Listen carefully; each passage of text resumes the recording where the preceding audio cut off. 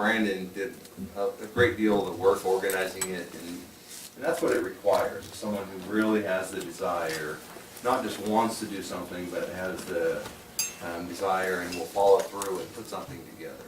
And that's what really helped this project move forward, and it's something I encourage in all my people. A lot of people want to talk and say, oh, I want to do this, I want to do that, and they expect you to give it to them. But oftentimes, things come when you earn them, and that's what Brandon did, so. Where is it? I don't know, he's coming. He's coming. You got any, John, any more filler? Corner of my desk somewhere. Question on Tom. Go. Citizens training, how's that coming? All right. We've got a few applications so far, but we're looking for more. Belgium? Belgium Alamo, yes. Look at you. All right, sir. Brandon and Brent. Where's his badge? Hi everybody, this is Brent. I just use this harness right now. He has a metal badge, but it's kind of noisy and it falls off periodically, so this is safer for me out working. It's quieter. So, like he said, this is Brinks. He's 17 months old now, and Brinks. Sit. Oh boy. He's this Belgian Malinois, 17 months old.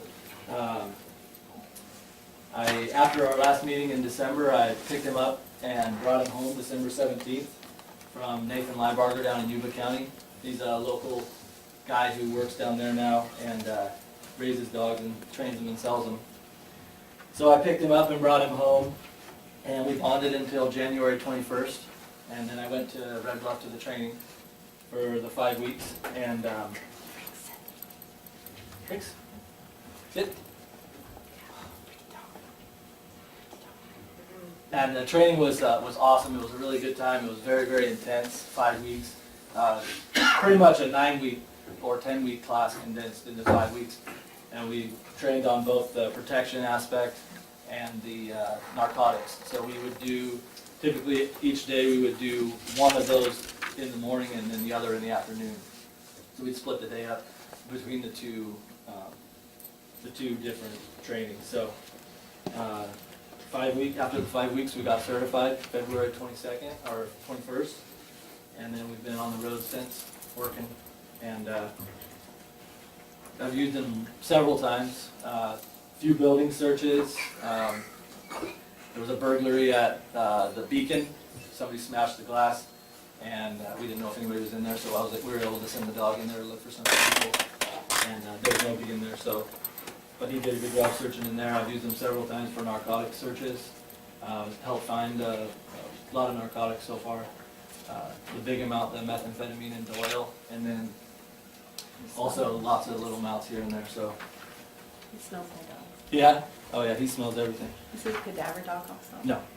You're gonna share Brinks. them with the prisons? With the prisons? You're gonna share them with the prisons? I've trained with the prison. They have their own dogs though. They have cell phone and narcotics dogs.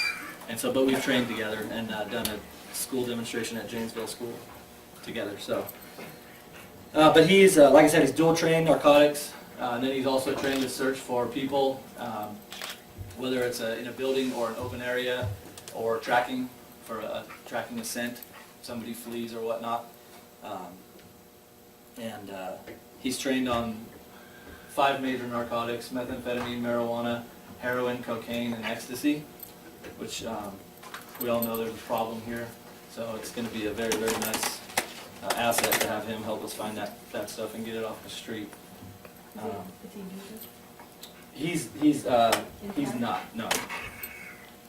They typically don't do. Let's see. What else? Question? Can I ask a question? Yeah. I've been attacked by a dog. Bob knows that. Bob Burns knows that. And suffered severely. Can this dog, by just hand direction like that, can he attack? I can direct, but a verbal command is what he bites with. But I can direct with my hand to a Without a suspect. word? Hmm? Without a word, a No. command? It's a verbal command Oh, okay. that he is trained to attack on. Okay. Yeah, for my protection. So I can, but then if there's multiple suspects, I can direct him with my hand and that verbal command. And he knows.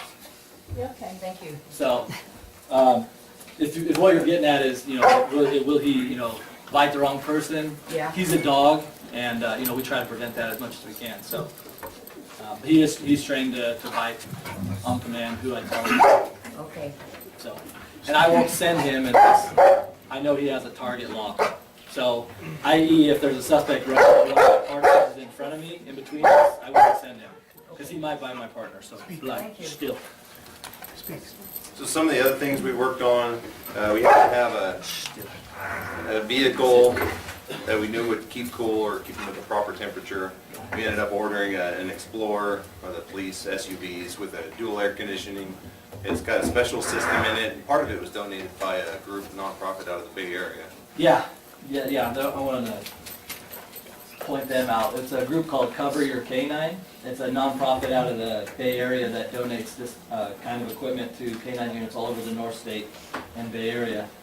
They donated it. It's called the Hot and Pop, and what it is, it's a heat sensor, heat alarm system in the car. So what happens is if it gets over 90 degrees in the car, both back windows, whether the car's on or not, if the system's on, both back windows will roll down, and there's 2 high-powered fans back there that will blow air so that he won't die of heat exhaustion. So, and I have a little alarm on my belt that will also go off if that happens. Plus, there's a door popper. So if I'm in an emergency, I need to get him out, and I can't get to my car, I can pop the door open, and he'll come to me. So it's a real, it took a lot of time to get that unit together, like we talked about. It's got the climate control systems, it's got a special cage in the back that contains the dog or that he rides in. Yeah, it's pretty much like a prisoner transport cage, but with a flat bottom, and there's a rubber mat on the bottom there so it doesn't slip around. Do you But have he it? has the whole back seat. Do you have it already, or? Yeah. Yes. Oh, okay. Yeah, I have it, it's outside. Yeah, and that was part of the project, building that project. I'm describing it took a few years to get it going. Can you set the temperature to, like you said, it's set at 90 degrees right now. Can you set that at other temperatures? Yes. Seems to me 90 is still kind of high. It is, yeah. I can adjust the temperature, so like in the summer, if it's hot outside, I try not to keep it too cool inside, because just like us, if we go from a really cold car and jump out and then Right. have to exert a lot of energy in the hot heat, so I try not to get it too cool in the summertime, so that doesn't happen if I have to get him out. But you could drop But I it can to adjust it. mid-80s or whatever. Yes, Perfect. yep. Come on. That's it. So another advantage, there aren't many canines in our region anymore. The prison's got a couple that are trained up on drug detection and cell phones, but that doesn't do us a great deal of benefit on patrol. We use them some for drug detection, but having the patrol capabilities, having the dog that can, like Brandon described, search a building that's been broken into, or if we have, there could be a wide range of calls, some kind of armed barricaded person after committing a serious crime.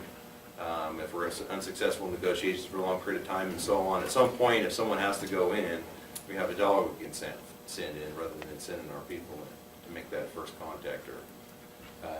So a huge benefit to us for our officer safety and for the community, and we're really glad to have the program up and running. Our goal eventually is I'd like one in the jail, much like the prison, for drug detection and cell phones, primarily drug detection though.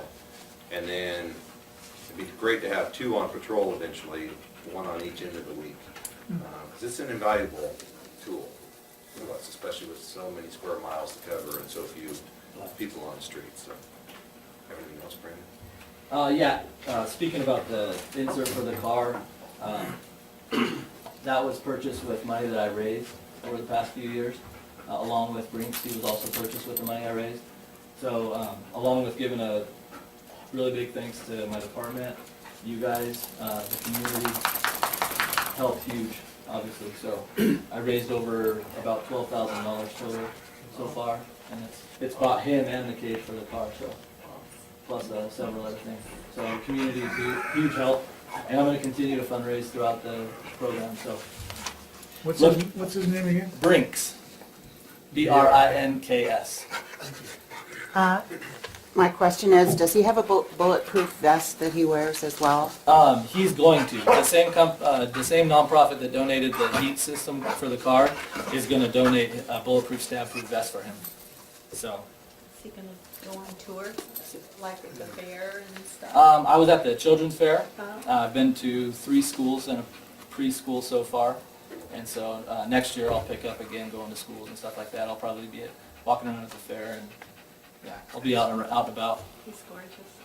Yes. What's the service like for a canine unit? These Belgian Malinois, they typically last a little bit longer than the Shepherds. They have less health issues. So, you know, if we're lucky, we'll get anywhere around 10 years out of it. That was my question, is it a 5-year thing, a 3-year thing, or? Closer to 10. Yeah, that's Yeah. great. So I know they had in the past a couple, I guess it was shepherds, but they, after about 5-6 years, it became an issue of their health. And, you know, the community becomes very attached to these animals. So it's kind of a traumatic experience when we have to take one out of service, you know, for the community, because they become attached to it. Hopefully he'll be around for a long Yeah, time. 10 years is good. Congratulations, Brandon, on the program. Thank you. Thank you guys for your help. Okay.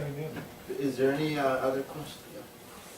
That shedding he does Yes. all the time, a teaspoon of bacon grease over his food twice a week will stop that. It moisturizes his skin and will almost completely eliminate dander. Bacon grease? Bacon grease, I like just a it. teaspoon twice a week. I'll eat the bacon and give him the grease. Any other questions? Oh, just- Leave that to me. Go ahead. I have a 125-pound German Shepherd, purebred, and had to take him to emergency because I gave the dog cooked bone, ham bone, and anything cooked and bone will block his digestive tract. I had to take him to emergency in Reno, Okay. so no cooked bones. No cooked bones. I give him raw bones. He Okay. gets raw bones as a treat. And just one other thing to add. We picked this dog in particular. Like I said, he's a very social dog. He lives at home with me and my kids. I have a 4-year-old and a 13-year-old and a little miniature schnauzer. And the schnauzer chases him around the backyard. My 4-year-old plays with him in the house. And then when he goes to work, he knows it's time to work. So, Will you adopt him after service comes Yes. over? yes. Good job, team. Good job. All right, thank you guys. Thank you. Okay.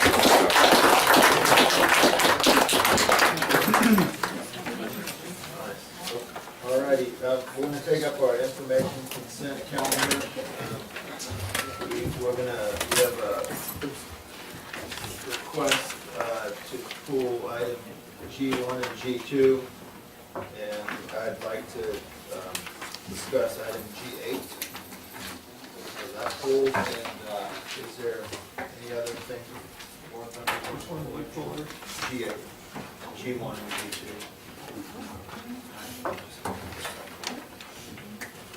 So if there's nothing else to be pulled, we'll look for a motion to approve the balance of the consent calendar. I'll make the motion to approve the consent calendar. Been moved and second, all those in favor say aye. Chair votes aye. Okay. I'll just quickly do my one to the eight there.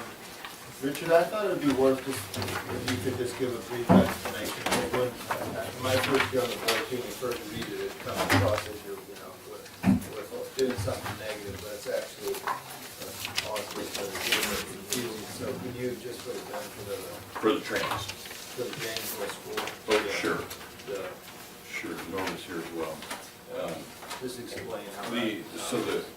What a trans is a tax revenue anticipation note, so governmental bodies like the county or school districts, if they have cash flow issues, or foresee cash flow issues during the year, they borrow money like a private party would do as a credit line to get them through to when they get their tax money. It's called a trans. They do that by issuing debt, typically through a pool, especially with the school districts for smaller jurisdictions like ourselves. We would do it through a pool to spread out some of the fixed costs of that issuance. So there's, the classic way of doing that issuance is actually using the county treasury to issue the trans on behalf of a district. But when we deal with these smaller districts, since they're not doing an independent issuance, they want to participate with a pool, they request that we defer to them to issue the trans, and it expedites the process rather than having them come through the county and then go back to that pool. So that's what what the Janesville Elementary School District is requesting, that we give them a letter that allows them to have that pool issue the trans on their behalf. So Okay, that's very good, thank you. Any public comment on this item? All right, if there's no further discussion required from the board, yeah, But did you already do the whole count, the whole? we did everything except G8, G1, G2. Good. We still need to revisit the 6. There was The date- there was a date. There was a problem with the date. There was the typographical error, it's in 2013, I'm sorry, 2014 instead of 2015. On the resolution. On the, On which one? on the delegation of authority resolution. G6. On G6. So we have the correct one for signature. Okay, very good. Okay, so looking for a motion for G8 to go with the recommendation. Okay, all those in favor say aye. Chair votes aye. Thanks, Richard. All right, so we will discuss G1, it's been cool for a minute. Oh, thank you. These minutes had I believe it was the last agenda item on May 13th, and there was a letter from Judge Verderosa, and because everyone seemed to be in a hurry to leave that day, that was never discussed at all. So I'm wondering, do you need to re-agendize it, or do we need to discuss it? If I recall correctly, I thought that Supervisor Wassick said that it was just received. I didn't hear that at all. I'm pretty sure. It was like listed as item I, wasn't It was the last item on the Correspondence. agenda, And and, usually they're just to receive and file with no vote, not necessarily a vote on that. okay. But the problem is, with the Brown Act, if you have an agenda item, no matter what, the public has a right to comment on and discuss that.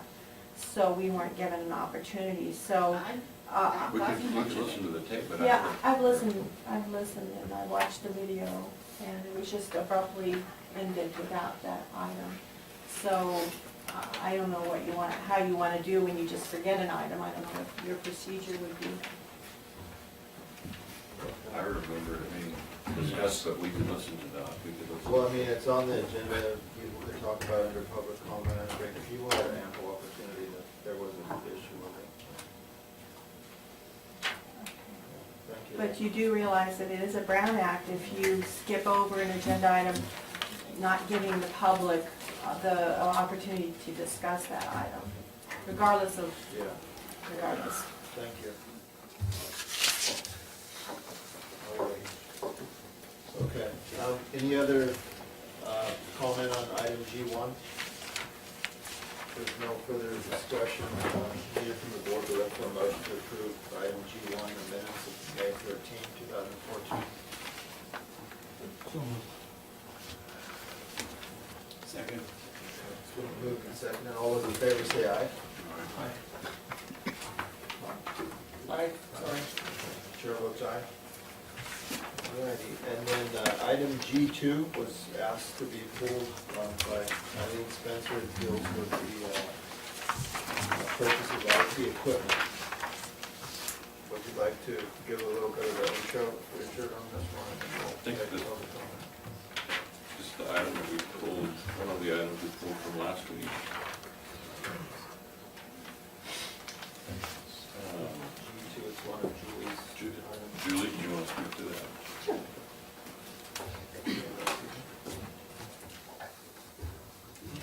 The Animal Control Department and the Veterans Service Department, due to their location, are currently and have been for at least 10 years running off a wireless system to some of our mountaintops. That is getting to be an older system. We've had difficulty keeping connectivity. So Over the last couple of years, we've been trying to figure out what a good solution for this would be to give better service to those two locations so that they can serve the public better.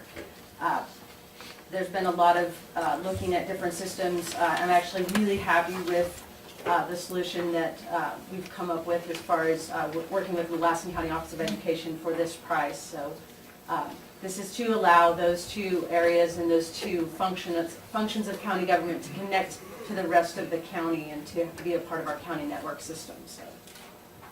Thank you. Okay. All righty, so we'll take any questions. All right, so we'll do public comment, and first we'll ask Eileen, because she did ask for the, Eileen Spencer, side to do it. There you go. I appreciate that information. Two concerns with this item. One, not a concern, it's a question. There is a budget, $400,000 budgeted for equipment in Fund 119. What is the balance in that fund right now? We're only spending $12,000, but what is the balance in that fund for equipment, the line item equipment? It's several hundred thousand. It's over 300,000 just in that one line. I don't have the exact, I'm not carrying the As of May 12th, nothing has been spent from the 400,000 appropriation for equipment. The fund balance was The exceeded. cash balance, is that what you mean? Yeah, right. Is 865,000 as of May 1st. So nothing has been spent from 6200 then? Correct. Okay. And in the past 12 months, maybe longer, this board and the CAO would always mention that we're relying on our IT from the college, and they've been really good about helping the county and everything. I think it was last week that you mentioned we have 2 IT county employees, in IT, that the county employees in-house. And what are their names? Sean Baldwin and Lacey Hamby. Lacey? And what I said last week is that we contract with the superintendent of schools, the junior college. That's what I want to clarify, because you still do not have an in-house IT. And it was kind of given the impression that you had hired somebody, and I never saw it come before the board of hiring 2 new people. And IT's pretty important, since we have everything. Yeah, It's those are critical. both long-term employees. I don't know exactly. But they are not in-house county, they are still with the college. No, they are county employees, the 2 guys. Okay, but they're not in-house, or are they? They are in-house. Okay, They are county employees. then who helps from the college? No one. But we have a contract with the college for IT. No, we have a contract with the superintendent of schools to provide information technology support. And do we still are we using them for this? Yes, And why are we using Sean or Lacey? we are using all of them, all of the above. Thank you. Is there any other comment on this item? All right, if there's no further discussion from the board, looking for a motion. I'd make a motion to adjourn. I'll second. All right, moved and seconded, all those in favor say aye. Chair votes aye. All right, with that, we're going to go back into our scheduled, our 10:25 closed session item. And then we anticipate about a 10-minute closed session, so we'll come back hopefully about, we'll take a recess, so I'd say 10:40. After closed session, we'll take a recess. So the board will be going into closed session to discuss significant exposure to litigation. Yeah. Okay.